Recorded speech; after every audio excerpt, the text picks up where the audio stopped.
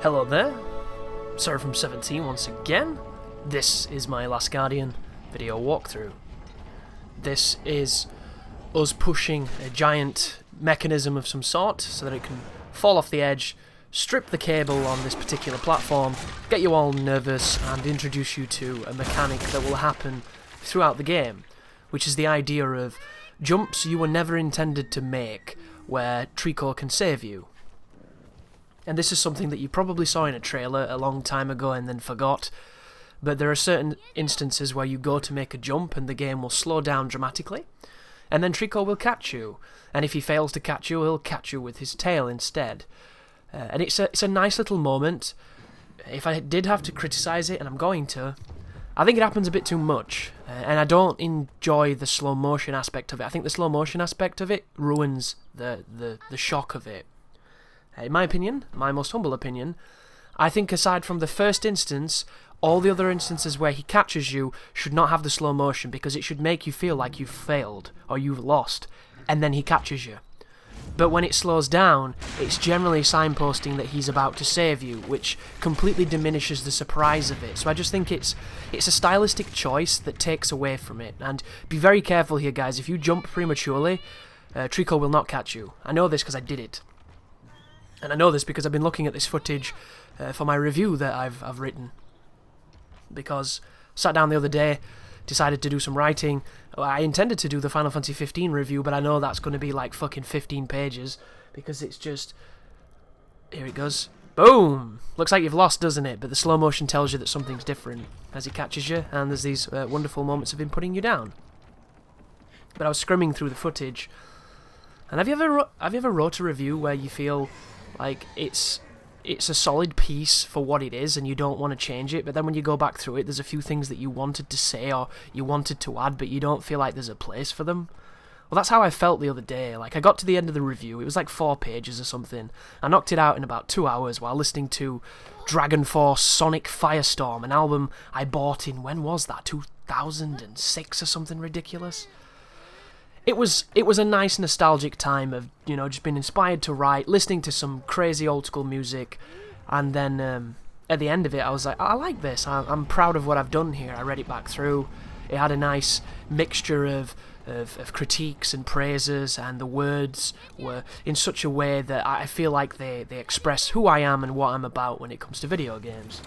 And then I realised that I didn't mention the camera reset that fucks me off so ridiculous, and I noticed that when I was scrimming through the footage to think about adding a video to this review, oh, that's him telling us as well that he's going to catch us, and he's noticed how he does the slow-mo.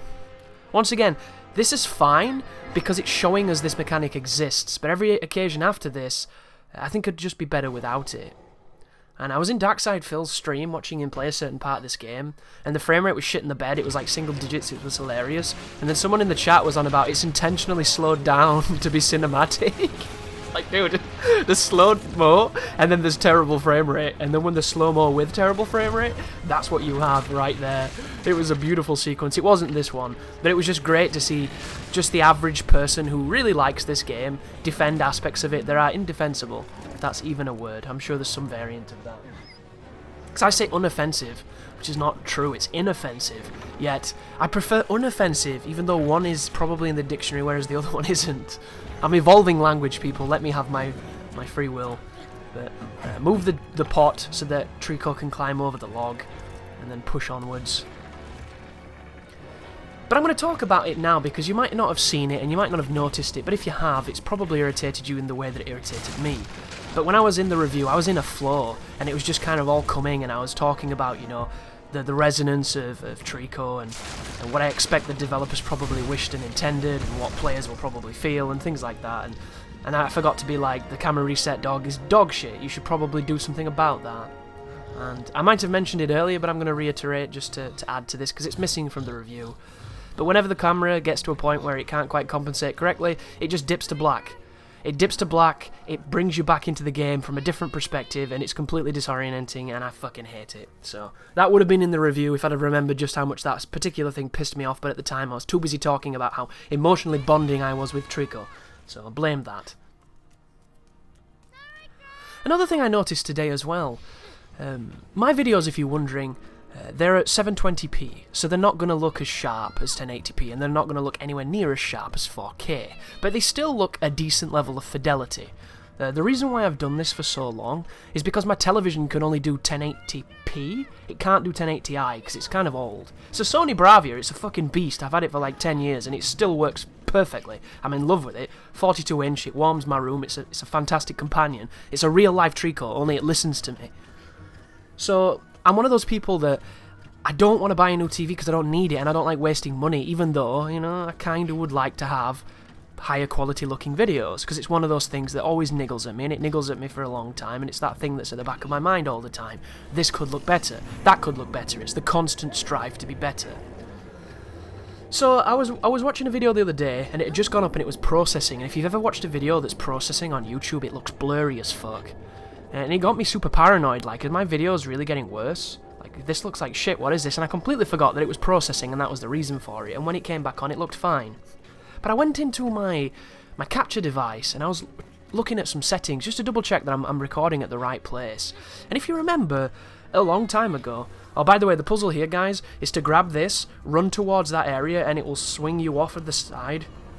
And if you get the right amount of momentum here, it will carry you to the other side. However, it can also not, so be very careful. And you'll notice I'm trying to jump off this, but I couldn't. He was climbing upwards instead of leaning, because you can have quite the dance of annoyance when it comes to trying to get a command you want off this, because the game doesn't control very well. But all you need to do is get onto this side so that you can push the mirror, so that you and Trico can make your way towards this next area, which is a very pretty, wonderful looking area. And you can hear Trico's attacking the Jade Empire soldier fellas. So enjoy the sounds of clanging and destruction as he wreaks havoc, and watch the frame rate shit the bed, as it often does in this game. Look at it guys! The human eye cannot detect frame rate, right? No, but it sure as shit can detect drops, because that looked like stop motion. What was I saying? Video quality. So I'm looking at my capture device, and when I first got the HD PVR by Hopog or Hopage, or however you say that, is it some kind of ridiculous Sanskrit word? I don't know. I was kind of bummed because the quality of it wasn't what I wanted, because the bitrate was too low. The bitrate was like 4 meg or something, and that's way too low, because it makes the quality of the video not look as good. So somebody on Twitter, I think it was Furry, helped me out on Twitter. She'd gone onto the settings on the website or something, and it said it went up to 12, and I was like, wow, I looked in all the settings, but I couldn't see this. And then I went in again, and of course, it was there. I'd just missed it somehow. So I bumped it up to max encoding of the bitrate, which means it's the best possible capture you can get. A little bit bigger on file size, but I don't care, I've got like 4 terabytes. So I look at my capture device today, and it was down to 1 megabyte. And I don't know why. I don't know if it's because I was recording some PlayStation 3 the other day, and maybe it just changed the source encoding or something. But the encoding had a fluctuation on it. It could go up to a peak of 5 megs, but it was set at a standard of 1 meg, which is 11 megs short of what I wanted. And I have no idea why this happened, because I changed it, and it had been that way for a long time. And I've not noticed a diminishment of quality outside of well, it's 720p, it doesn't look as shiny as 1080p. So I've gone back in and I've changed those settings, and hopefully I can keep an eye on it to see when it changed or to see when it was fluctuating. But if you ever see anything in the videos, guys, and you're curious as to why it's there, but you don't want to say it because you don't want to hurt my feelings or something, fuck that shit. Just tell me, guys. If you see a problem in a video, I want you to tell me. There'll be times when it might be creative differences, and that does happen, but there's other times when it's a mechanical problem or it's a software problem, and if you can help me help it, then that's wonderful. And, you know, you guys are the ones who take the time to watch, so if you're not getting what you want and it's not looking as good as you feel it should, then I need to know. And I never ever feel like you can't say something like that to me, because there are times when I can snap. I'm just human. Every so often I can snap, but I've been good for a long time now, trying to be very professional and responding appropriately, so hopefully I should be able to remove my own ego and bias from this situation and be like, yeah, that is a good criticism, that I'll look into that, and hopefully together we can make it better. Because that's what it's all about, guys, you know. YouTube at the moment is a strange place to be. I don't know if you've noticed. Everybody's kind of feeling the pinch. It doesn't make a lot of sense. YouTube are denying it, but something has changed. Something fundamentally has changed with YouTube, and I can't put my finger on it because I'm not really that savvy as I try and get Trico to stand up on the ledge here and help me get up, but he doesn't want to do it because, once again, he's his own man, and that man is a wanker. But the views on YouTube are down. You might have noticed it on some of your favourite channels, not all of them. Some channels are still doing pretty fine, it looks like, but even to those people, they probably aren't hitting the numbers that they used to if they check their analytics. Something has been adjusted. I noticed it, Darkside Phil noticed it and talks about it every single day. A lot of people are noticing it, and everybody's looking towards YouTube for answers, because some people do this for a living, some people pay bills with this, it's important. And all the people making these videos are making YouTube money, so you would think that they would listen, right? Well, they don't. The other day they put out this incredibly hilarious video of these two people that essentially look like your homogenous trendy variant of San Francisco Nationals. They look like they should be in an IKEA advert for my first apartment. They really do. They look like they should be selling me an ideal DHS sofa. They just have that look. They look too pretty for real. It's like when you watch people in films. When people wake up in films and they've all got perfectly done hair and none of them have got like death breath or shit on the teeth from what they ate in the night. You never see obtrusive, camera focus pulling morning glory or anything, unless it's some kind of comedic device. You don't see any of the wonderful things that happen in the morning where you look like shit and a zombie and have hair like Russell Brand used to. It's just that thing, everybody looks perfect because it's so doctored, and these two human beings look the same. And I didn't watch the video because the thumbnail was probably the most egregious thing I'd seen that day. I wanted to just cleanse my palate of it. But I hear in the video, YouTube is essentially saying there's nothing wrong with YouTube. YouTube is great. We make all the money. We're very happy. Look at our fantastic mansion. They took lessons from T-Mart in apologising. And I think that's not very good because it's essentially a false flag, isn't it? It's them parading around that everything's okay, and anybody who actually uses the site for long periods of time, which is what a lot of these content producers do, know that there's something is wrong. And at this moment in time, YouTube should really be doing everything it can to compete with Twitch, I believe, because I think that Twitch is going to be the Facebook to the MySpace of YouTube. I think YouTube will eventually fall off and fall behind, and there will come a point where people don't want to watch productions, videos, things of that nature. They will rather it be streamed. And that might sound crazy to you, because you might be a little bit like me, where I like watching videos. I like watching things that you don't get everywhere. I don't often have the time it takes to commit to a stream. Streams are usually kind of like a large-term commitment. It's the difference between watching the movie and reading the book. You get all the nuance and all the backstory and everything, and it's a great experience, and it's incredibly popular and very lucrative. So you would think that just from a business perspective, even though Google is king and owns everything and is probably going to become Cyberdyne and ruin the world and the planet and the sky when the Matrix happens, that they would at least try, to be like, we know that there's things are changing, everything's changing, it's an adaptive medium. You just have to bear with us. We have your best intentions in mind, and we're going to push forward and make the best service we can. But they didn't say that, did they? They didn't say that. From what I'm to infer, because once again I didn't watch it because I don't really like YouTube as a business. I don't really like them at all. I think they're impersonal and callous and greedy. They are essentially my boss's boss in a lot of ways, but it doesn't mean I necessarily have to like him. I worked in a call centre where they taught us about the CEO. Do you know how many times I had to mention the CEO when I was on calls trying to tell people why the gas got shut off? Never. Because no fucker cares about some wanker in a big suit who gets paid all the money and does none of the work. Nobody cares about that dude. He's already achieved his bazillions, and now he can just go around in his fancy car being like, is everything good, is everything good, is everything good? Everything's good, now fuck off. Same with YouTube. They've already won. We're doing all the work. They're maintaining it, which is probably a lot of work, but it's not the people up at the top who are like, this is what you should say. The people writing the script that those two people followed aren't the people doing all the hard graft. So they're just, unfortunately, the face of the victim of everybody thinking YouTube's full of shit. YouTube is lying to us. And that's what they're doing. They're using smoke and mirrors to tell you that nothing's wrong, it's just you. And there's no consolation, there's no guarantees, there's none of the things you would think they would do to these people that are making them all this money. Instead, it's just you. Nothing's wrong, you're imagining it. It's the denial of service, it's complete denial of answers, it's emptiness. By the way here, folks, I'm trying to command Trico to come this way because he can jump across this way. When he wants to anyhow. And what I'm going to do here is I'm going to fall to try and provoke him to move. You'll notice there was a transition just then. That was me jumping and dying, and when the game respawned, he was on the platform he was meant to move to, but didn't move to. So that's why there was the transition, guys. Hopefully it's not too confusing. The majority of this game is going to be you waiting for this animal to do what it's meant to do, and sometimes it does it well, other times it doesn't do it so well. So it's definitely a test of patience, but you'll get there. So instead of being a company that you can go to when you're in need, when you need help, they just lie to you. They lie about everything. And it's not just the little people being affected, even though the little people get the rod just as hard as the bigger people. Everybody's being affected.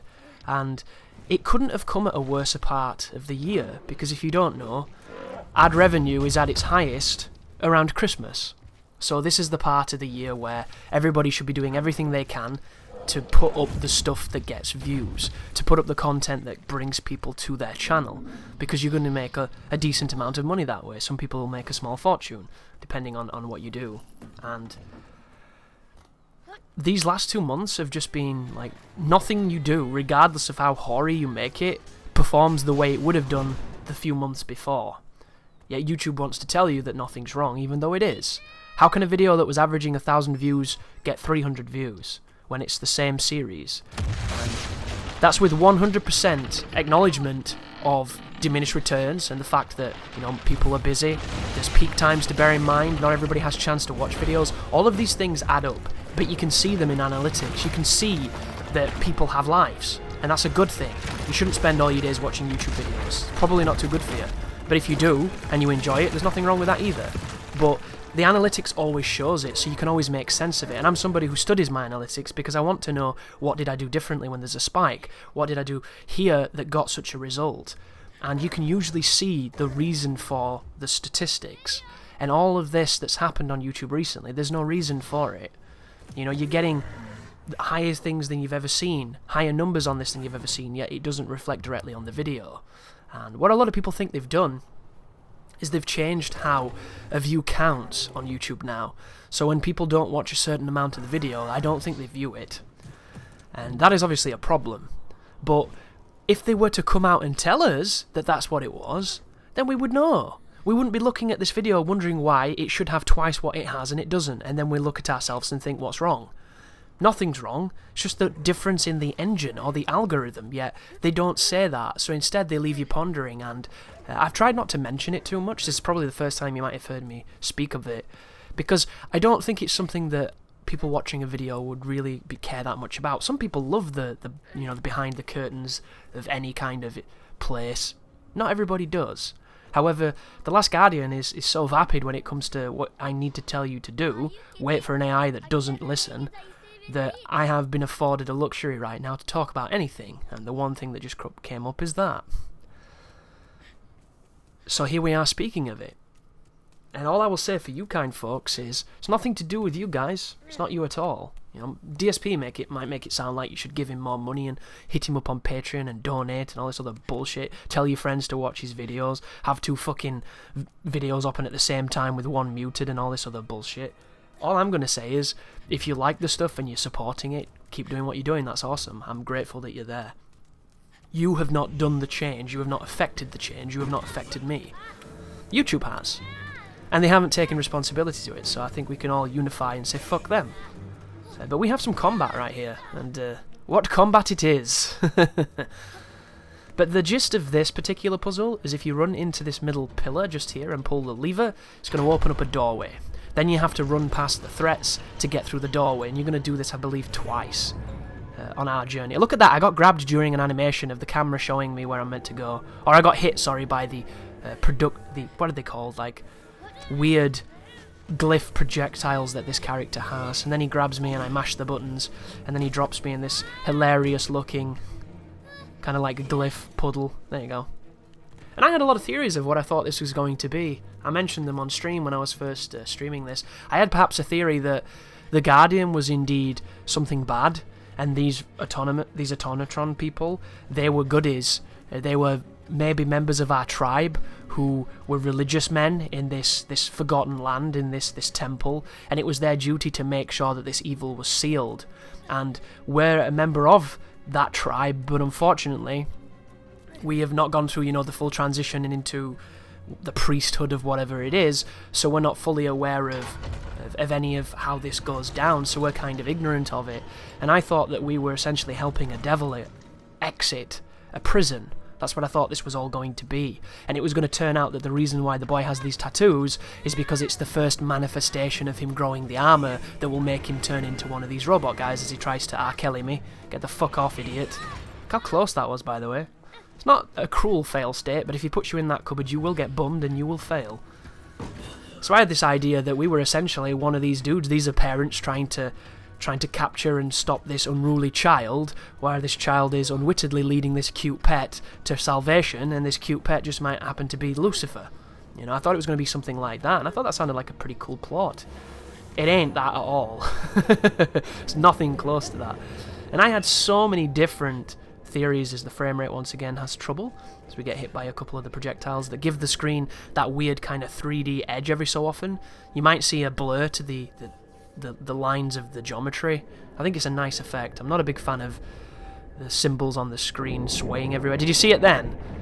As I turned the camera, it kind of... There it was. You see it.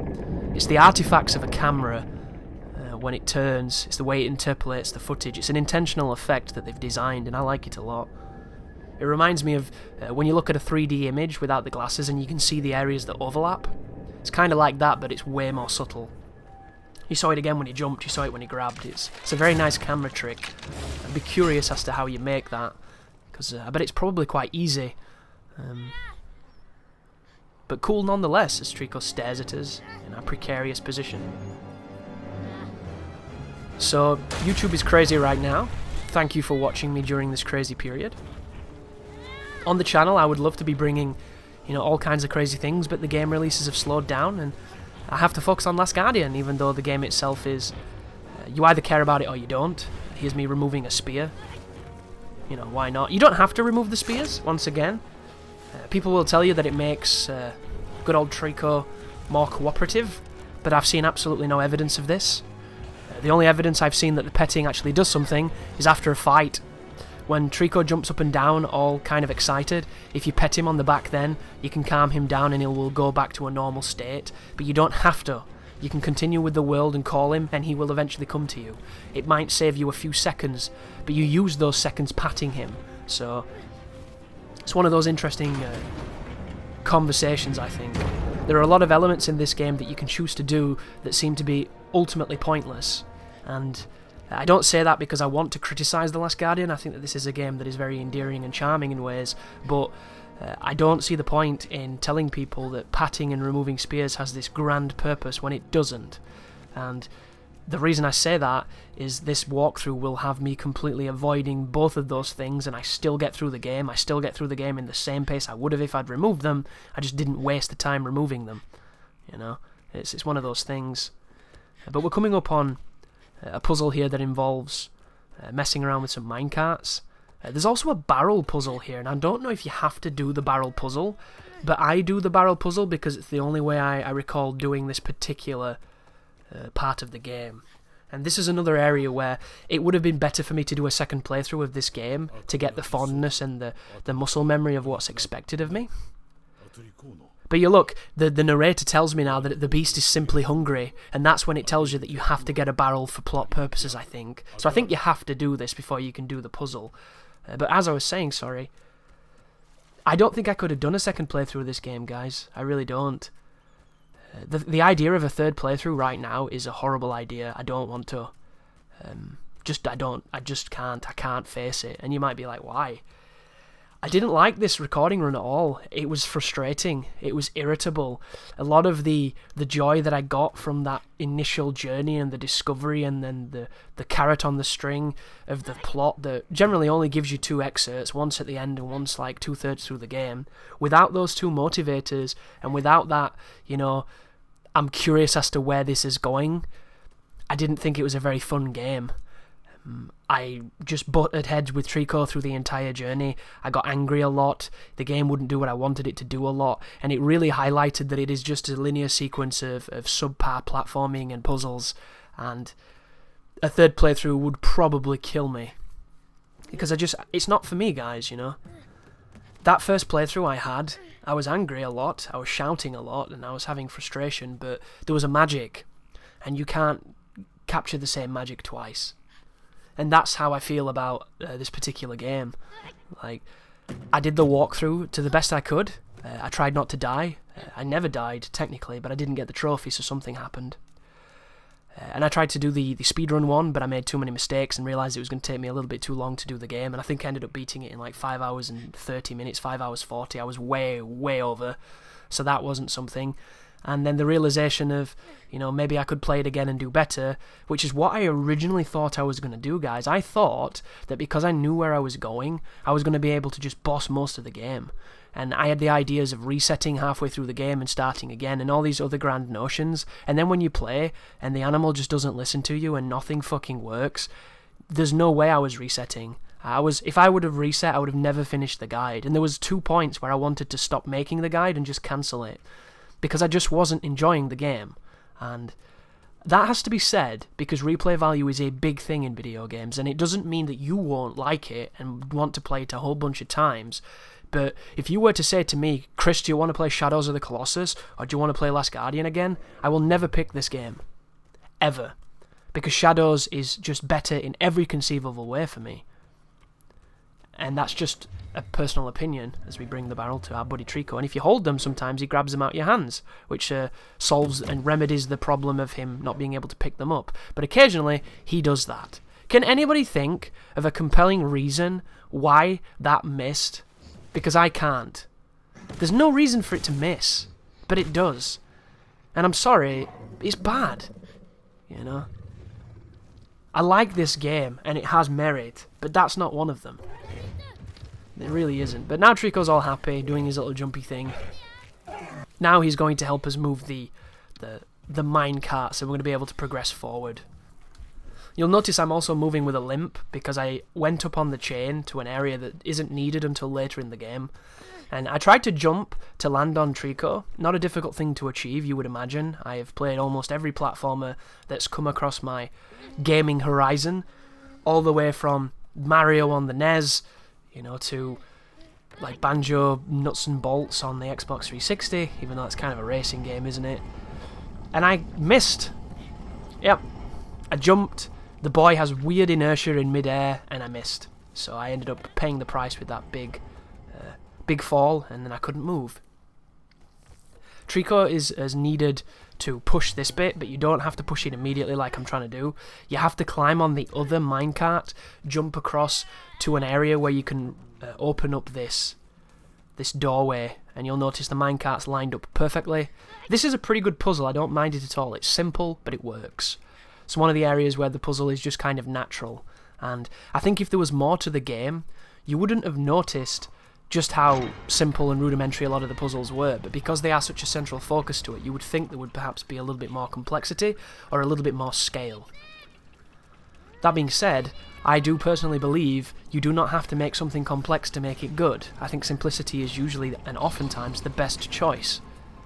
You know, some of the best games ever conceived are very simple, but they're endless, you know. They have that intrinsic nature of you can keep playing them repeatedly because it's just every single time is different. And now we need to lure Trico over to this darkened corner because the fact that his eyes glow is going to give us a night light through this dark section. You can move through here and adjust the brightness if you want to. There's a couple of pitfalls that'll put you back in the room where the barrels were, but for the most, it's nothing too taxing, guys. Just keep on calling Trico and he will humour you, do his thing, with his glowing horns that are growing back. Which makes me think of something interesting. This is a spoiler, by the way, so for whatever insane reason you would be watching this and worried about spoilers, at the end of this game there is this, shall we call him a power? There is this agent, this agency of power, and he is controlling the Guardians. And I never quite, oh, here we go with the camera reset, wonderful. There he goes, jumping up, finally. Congratulations, Trico. You did what you were designed to do. Piss people off. Barely work. So there's this guy in his alabaster tower, we'll call it that. And he has this technology that enables him to send out a frequency and control the Guardians. So hopefully you're still with me here. I don't know if they need the horns to receive this signal, but I get the feeling that that's what they meant. Because Trico generally doesn't have too much issue with it until his horns are back. But then he still has issue earlier on in the game, so maybe that's not even a factor. Maybe they don't need the horns to receive it. I'm not too sure, but the way I perceived it is his horns were kind of this antenna system to receive this signal. And the reason that you had so much leeway throughout the game with this Guardian is because he wasn't getting the propaganda because of his horns being damaged. And the rest of them have all got full horns, so they're all hearing the whispers in the back of their mind going, listen to me, kill everybody, and all that good stuff. Steal humans from that village. All that good stuff. So there's a dude sending out a frequency to control these mythical beasts that are essentially dragons to this poor village that is close to this mysterious land, which is an area where they go to essentially kidnap villagers and bring them back to this tower.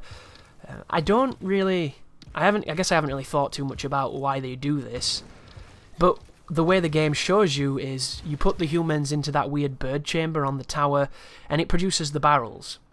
So once again, this is a little bit of an inference from me. I don't know the official story, but I get the idea that the Guardians are perhaps powering the crazy lab or the machine, whatever you want to call it.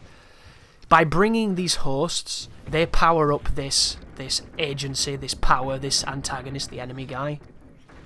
And by doing so, the people either turn into the barrels full of yum yum, or they're rewarded with barrels because they've brought this power source.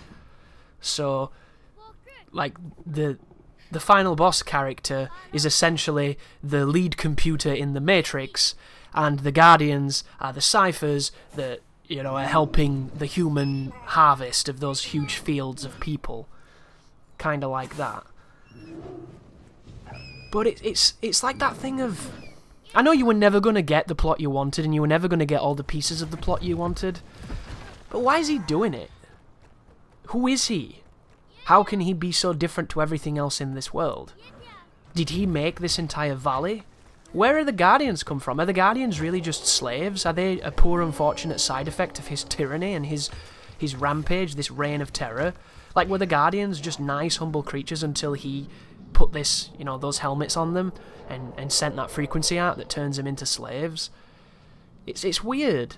Like, I would like a little bit more, but I knew I wasn't going to get it. So it's almost like I was making my own story a lot of the way. So I guess I don't know. Apparently there is a secret ending after the credits. If you mash buttons, it does something different. I should probably do that to see if that elaborates on much. But we're at the point here where Trico's gradually getting his wings back too. You might not have noticed it because it is quite subtle. But he goes from having those really shitty chicken drummers to getting wings. And you'll notice that his fur's going to start to darken as well as he matures, maybe. I don't know if it's trying to get across the idea that Trico is aging and he's actually quite young when we go with him. I don't know. There's a lot of unanswered questions with the game, but I kind of like the ambiguity at the same time. It's frustrating as somebody who enjoys stories and who enjoys writing stories. I like to know a lot more than is often given, but sometimes when you give that information it can cheapen it, so maybe that's a quality. Thank you for watching. You take care now.